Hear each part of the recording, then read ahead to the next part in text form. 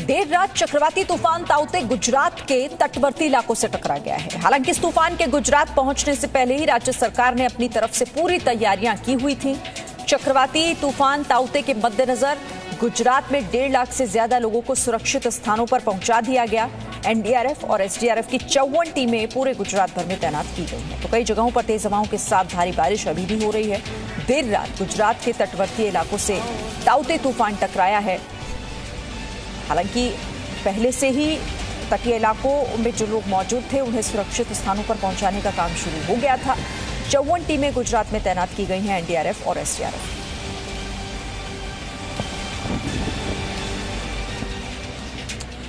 तो गुजरात के तटीय इलाकों से ताउते चक्रवाती तूफान टकरा गया। राज्य के कई जगहों पर तेज हवाओं के साथ भारी बारिश हो रही है।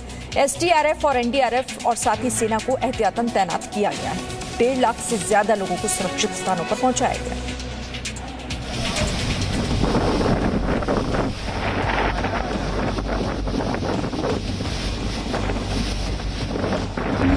गुजरात के तट से टकराया ताउते तूफान।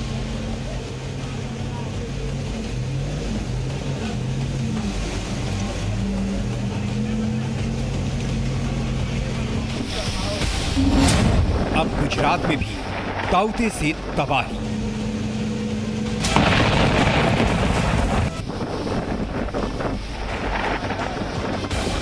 चक्रवाती तूफान ताउते गुजरात के तट से टकरा गया है। कच्छ समेत गुजरात के कई तटीय इलाकों में तेज हवाओं के साथ भारी बारिश शुरू हो गई है।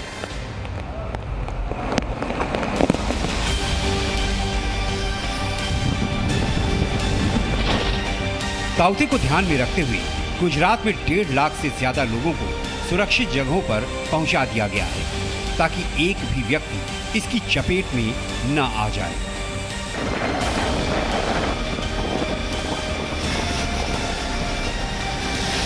जानकारों के मुताबिक चक्रवाती तूफान का असर सबसे ज्यादा गुजरात में ही दिखना है, इसलिए यहां पर तैनाती भी सबसे ज्यादा की गई है। गुजरात में एनडीआरएफ और एसडीआरएफ की 54 टीम को तैनात किया गया है। तूफान की वजह से हवा बहुत तेज रहेगी और तेज बारिश भी होने वाली है। इसीलिए दोपहर को 2 बजे से शाम को 6 बजे तक ये हाई अलर्ट है पालघर जिले में। इसमें जिनके कच्चे मकान है वो पक्के मकान या जिला परिषद से स्कूल में जाए। तूफान के गुजरात पहुंचने से पहले ही वहां के मौसम में काफी बदलाव दिखने लगा। ये तस्वीरें गुजरात की राजधानी गांधीनगर की हैं। यहां पर तूफान के आने से पहले ही तेज हवाओं के साथ साथ जोरदार बारिश शुरू हो गई है। आईएमडी के मुताबिक ताउते अब अत्यधिक गंभीर चक्रवाती तूफान से गंभीर चक्रवाती तूफान में बदल गया है।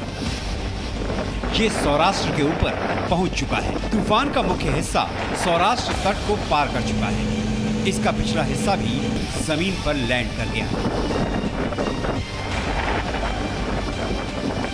गुजरात के मुख्यमंत्री विजय रूपाणी ने देर रात राज्य के तटीय जिलों के कलेक्टर और अफसरों के साथ बैठक की। मुख्यमंत्री ने बिजली सप्लाई बनाए रखने और कोरोना संक्रमित लोगों के इलाज के लिए खास निर्देश दिए।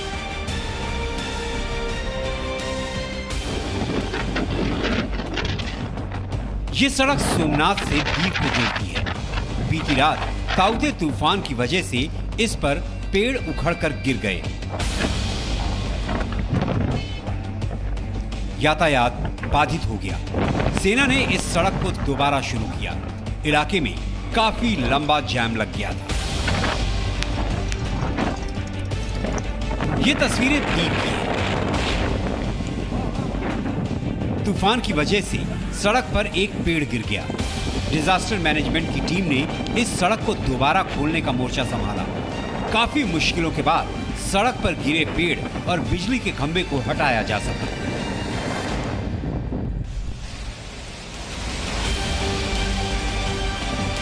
मौसम विभाग ने पहले ही गुजरात में आज के लिए भारी बारिश की चेतावनी जारी की है। ऐसे में जगह जगह नुकसान की आशंका है। लेकिन सेना समेत एनडीआरएफ और एसडीआरएफ की टीमें तैनात हैं। कोशिश यही है कि नुकसान कम से कम हो। ब्यूरो रिपोर्ट, जी मीडिया।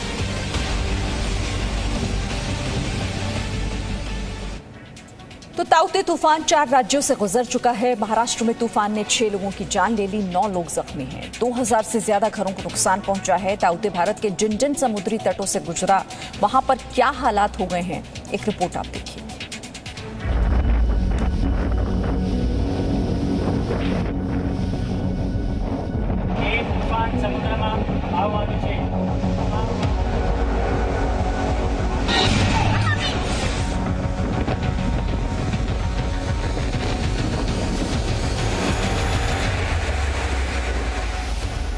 चार दिन से चक्रवाती तूफान ताउते अरब सागर में उत्तर पूर्व की ओर बढ़ रहा है।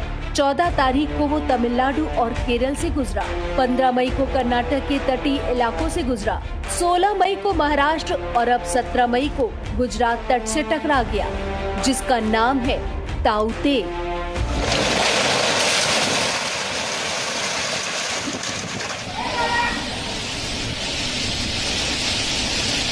अब तक ये जिस राह से गुजरा है, वहाँ का सूरत हाल गुजरात के लिए चेतावनी है।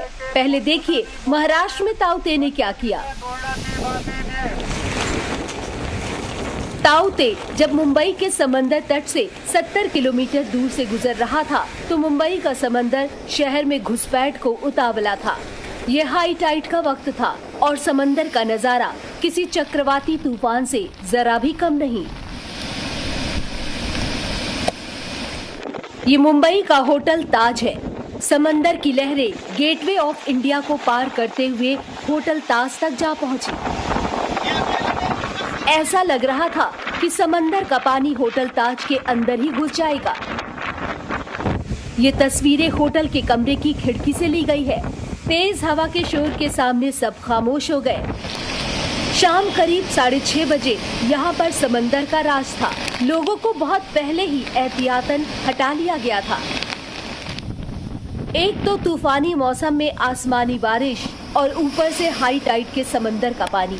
जब ये कहर शहर पर बरपा तो मुंबई की मुसीबत दोहरी हो गई। निचले इलाके पानी पानी हो गए। मुंबई में जो पहले सुबह के वक्त में मॉडरेट रेन हो रही थी, अब मुंबई के कई इलाके हैं जहां पे हैवी रेनफॉल देखने के लिए मिला है और उसकी वजह से जो निचले इलाके हैं उनमें वाटर लॉगिंग हो चुकी है। ये जो नज़ारा आप देख रहे हैं मुंबई में अंधेरी का है। वीर देसाई रोड है और ये रोड सीधे जो मेट्रो स्टेशन है उसको कनेक्ट करती है। मुंबई में ये हालत सिर्फ अंधेरी की नहीं थी। पैडर रोड पर गमादिया जंक्शन डूबा हुआ था। नेताजी पालकर चौक आरटीआई जंक्शन डूबा हुआ था। हिंद माता जंक्शन पानी पानी था। महालक्ष्मी जंक्शन पर जल जमाव था। सांता क्रूज मिलन सबवे से लेकर छेड़ा नगर जंक्शन तक सड़कों पर पानी भर चुका था और ट्रैफिक की रफ्तार धीमी पड़ चुकी थी। हिंद माता में तब हमारे संवाददाता ने क्या देखा था, देखिए। चक्रवाती तूफान की वजह से मुंबई में सुबह से ही लगातार बारिश हो रही है और इस वजह से जो मुंबई के निचले इलाके हैं वहाँ पर पानी जमा हुआ है। इस वक्त मैं दादर के हिंद माता इलाके में हूँ, जहाँ पर आप देख सकते हैं कि किस तरह से पानी जमा हुआ है और इसी पानी में से लोग जो है वो जाते हुए दिखाई दे रही है। जल जमाव से पहले मुंबई में जो तेज हवाएं चली थी उसका असर देखिए। डोंबिवली इलाके में ये हरा पेड़ रेलवे के हाई टेंशन बिजली की तार पर गिरा और आग लग गई। देखते ही देखते इस तार में धमाके होने लगे। गनीमत रही कि इस हादसे में किसी को चोट चपेट नहीं लगी, लेकिन मुंबई में पेड़ एक जगह नहीं सैकड़ों जगह गिरे पड़े थे। कोलाबा से लेकर बालाड स्टेट तक तूफान की चपेट में आकर पेड़ धाराशायी हुए पड़े थे। कई जगह सड़कें जाम हो गई थी। तूफान के कारण सायन इलाके में तो वेस्ट के बस डिपो को नुकसान भी पहुंचा है।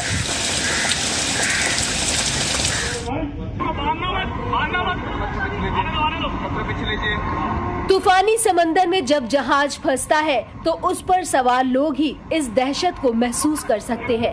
कर्नाटक के दक्षिण कन्नड़ जिले में ये उस वक्त की तस्वीरें हैं जब तूफान ताउते कर्नाटक के सामने समंदर में ताकत दिखा रहा था। कोरोमंडल नाम का टगबोट चट्टान से टकराने के बाद तूफान का सामना कर रहा था। उस पर 9 लोग सवार थे। हालांकि सबको सुरक्षित बचा लिया गया, लेकिन इस तूफान ने कर्नाटक में 4 और गोवा में 2 लोगों की जान ले ली। केरल से ये तूफान 3 दिन पहले गुजर चुका है। तब उसकी रफ्तार 70 किलोमीटर प्रति घंटे की बताई गई थी, लेकिन उसी रफ्तार में ताउते ने सैकड़ों पेड़ धराशायी कर दिए। जगह जगह जल जमाव हो गया, बिजली कट गई, यहाँ तक कि 2 लोगों की मौत भी हो गई। ताउते ने दक्षिण में तिरुवनंतपुरम से उत्तर में कासरागोड तक कहर बरपाया।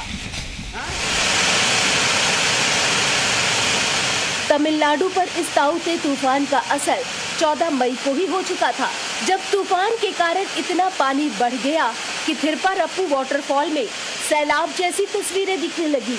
हालांकि तमिलनाडु में इस तूफान से नुकसान की खबर नहीं है। ब्यूरो रिपोर्ट, जी मीडिया। और देखिए किस तरह से कई राज्यों से ये तूफान तबाही मचाता हुआ अब गुजरात के तटीय इलाकों में पहुंच चुका है। वहां पर भी भारी बारिश और तेज हवाएं इस वक्त चल रही हैं। लेकिन फिलहाल रुक करेंगे मुंबई का। कृष्णा ठाकुर मेरे साथ वहां से बने हुए हैं। कृष्णा, कल पूरे दिन ताउते तूफान का कहर मुंबई के कई इलाकों में हमने देखा। अभी क्या तस्वीरें हैं, क्या अपडेट है आपके पास? शिरीन, देखिए ये हम मौजूद है मुंबई के वर्ली इलाके में, और मैंने पहले भी जैसे कहा कि गुजरात मूव करने से पहले मुंबई में ताउते को जो काम करना था उसने वो काम कर दिया है। ये आफ्टर इफेक्ट हम आपको दिखा रहे हैं। आप मेरे पीछे देखिए कि किस तरीके से यहाँ पर आपको एक बस दिखाई देगी, स्कूल बस है ये, और जगह जगह पे ये आलम है कि एक जगह नहीं, 2 जगह नहीं, बल्कि सैकड़ों ऐसे जगह है जहाँ पे पेड़ जो है वो तेज हवा के बाद गिरी है। और इसी तरीके से जो है पब्लिक ट्रांसपोर्ट का पब्लिक जो है फाइनेंशियल लॉस हुआ है। और बहुत सारे ऐसे जगह है जहाँ पे गाड़ियों पे जो है गाड़ियां गिरी, गाड़ियों पे ये जो पेड़े गिरी हुई है, इस तरीके से सैकड़ों गाड़ी जो है वो डैमेज हुई है। राहत की बात इन सब के बीच में यह है कि ह्यूमन लॉस को मुंबई तक जो है वो बीएमसी कर्मचारियों ने कंट्रोल किया है। पूरे राज्य भर में 6 मौतें हुई हैं। समीक्षा बैठक की जाएगी, कितना कुछ नुकसान हुआ है, उसका फाइनेंशियल लॉस कितना हुआ है, उसका कुछ अभी अनुमान लगाना तो मुश्किल है। अभी समीक्षा बैठक के बाद ही पता चलेगा कि कितना कुछ नुकसान हुआ है। लेकिन आप देखिए कि किस तरीके से ताउते का इतना प्रभाव था कि एयरपोर्ट को बंद कर दिया गया था, वैक्सीनेशन सेंटर्स जो है वो बंद कर दिए गए थे।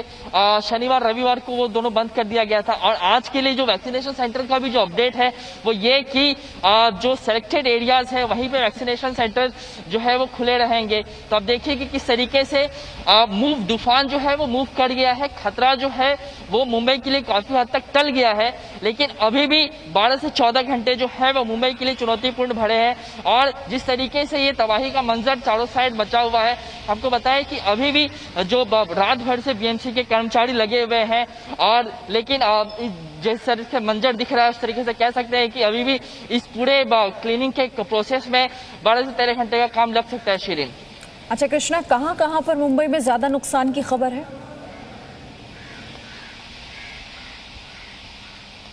मैं आपको अगर प्रमुख तौर पे नाम बताऊं तो मुंबई में आप कोलाबा का रीजन ले लीजिए, चर्चगेट रीजन ले लीजिए, ये वर्ली का इलाका है। इस जगह पे जल जमाव की स्थिति बन गई थी, ट्रेन सेवाएं प्रभावित हो गई थी। और अभी आप देख सकते हैं कि किस तरीके से बारिश जो है वो बंद है, लेकिन हवा की रफ्तार कम होने का नाम नहीं ले रही है। अभी इस वक्त भी जो है हवा 100 से 120 किलोमीटर के प्रति घंटे की रफ्तार से चल रही है। कृष्णा, कल जिन जिन सुविधाओं पर पाबंदी लगाई गई थी, क्या आज वो भी जारी रहेंगी? आज भी शिरीन, आपको बताऊं कि जिस तरीके से एयरपोर्ट को बंद किया गया था, 12 घंटे से ज्यादा का समय हो गया था एयरपोर्ट को। कल सुबह 11 बजे के बाद उसको बंद कर दिया गया था। रात 10 बजे इसको फिर से चालू कर दिया गया। वैक्सीनेशन के लिए मैंने आपसे कहा कि तूफान को देखते हुए शनिवार और रविवार दोनों दिन बंद कर दिया था, लेकिन आज जो है सिलेक्टेड जगहों पे जो वैक्सीनेशन की शुरुआत की गई है। बाकी जगहों पे जिस तरीके से बांदावली सीलिंग को बंद किया गया था, मोनो रेल को बंद किया गया था, रेल सेवाएं प्रभावित हो गई थी। तो ऐसा कहा जा सकता है कि अगर समय पे काम पूरा हो जाएगा तो सभी सेवाएं सुचारू रूप से फिर से चालू कर देगी, लेकिन अभी भी इसमें थोड़ा सा समय लगेगा। ठीक है, और देखिए हम जैसा बात कर भी रहे थे ना, हालांकि अभी आंकड़े आने में थोड़ा वक्त लग जाएगा कि किस तरह से नुकसान हुआ है, लेकिन तस्वीरें तो हम देख ही रहे हैं और नुकसान महाराष्ट्र को हुआ है। 6 लोगों की जाने की खबर अब तक आ रही है। कृष्णा,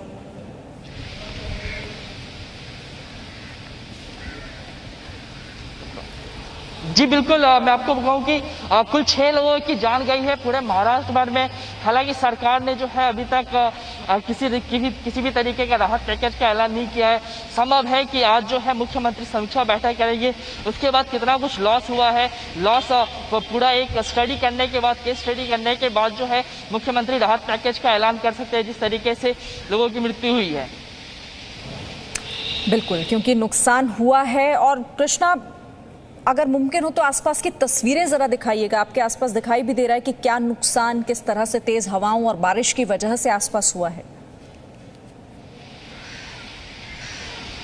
बिल्कुल, मैं आपको दिखाना चाहूंगा। आप देखिए कि कैमरे से आप देख सकते हैं कि किस तरीके से जहां तक आपकी नजर जाएगी आपको पेड़ ही पेड़ पूरे मुंबई में जो है गिरे हुए दिखाई देंगे।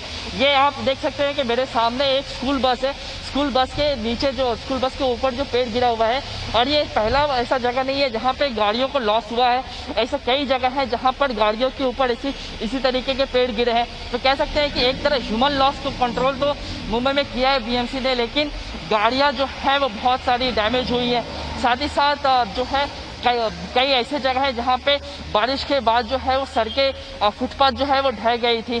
तो इन सब पूरा जो डैमेज कंट्रोल हुआ है तूफान के बाद, कह सकते हैं कि करीबन 10 से 12 घंटे का समय और लगेगा इस पूरे क्लीनिंग प्रोसेस को। शिरीन, ठीक है, शुक्रिया आपका फिलहाल कृष्णा हमारे साथ जुड़ने के लिए, तस्वीरें हम तक पहुंचाने के लिए। Presenting B News app available on Google Play and App Store. Download it now.